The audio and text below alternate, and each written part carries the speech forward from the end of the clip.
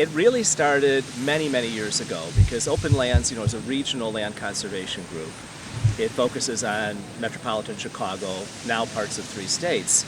But going back to the minutes of some of the early board meetings, people said, keep an eye on these federal properties. So like the Joliet Arsenal, Fort Sheridan, someday, they may be decommissioned, and these are unique opportunities. Who'd you partner with to get this accomplished? The Chicago Botanic Garden has been a very important partner. We've been working closely with the Lake County Forest Preserve District, sharing information.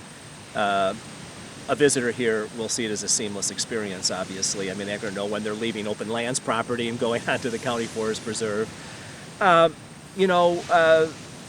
state, the Natural History Surveys, the Geological Survey, lots of partners, really, and we're expanding them. We really see this as the way to sustain it over time, is to have, links with as many community groups and scientific institutions and others who really care about the various things that we're trying to achieve here.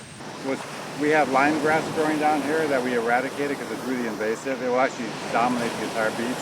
But it grows in these clumps and what like that. And so when the water hits that, the water goes around it and it creates these like dimples on the beach. And it actually changes the structure of the beach. And you get a ton of erosion, sand erosion, as a result of the lime grass being here, because the water can work its way around these things and then carries the sand back and then carries it south to Indiana. Whereas the marram creates this large, when it's in, you can imagine this whole thing in marram grass, the line of defense to stabilize the beach is much stronger.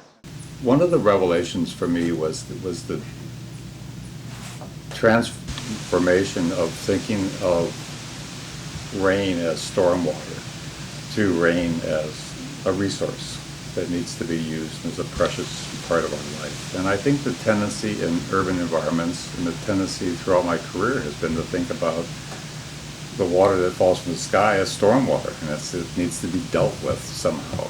And in reality, all that needs to happen is for a space to be provided for it to infiltrate itself into the soil and provide moisture for the ecosystems that are growing there. And so I think there's been sort of a transformation of thinking about rain and snowmelt as a resource that we need to manage exactly as that, a resource, and not something to be gotten rid of. And what we realized actually with ownership of natural lands is that the ownership and the stewardship sort of go hand in hand. Land banking is an interesting Parks and Rec tool where you acquire properties, and then at some future date when a neighborhood builds up or whatever, you're in place to build a park, or even to use the park as a catalyst for redevelopment. But the natural lands, you can't just let them go. You've got to do the stewardship as effectively and as professionally and as quickly as you can get in there and do it. And so we protect land because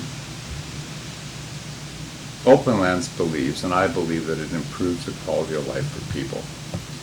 And that's sort of perhaps a backwards way of thinking about it. I think that the intuitive answer is you protect land for the plants and animals that live there, but we actually, I think, protect land because we believe that it improves people's quality of life.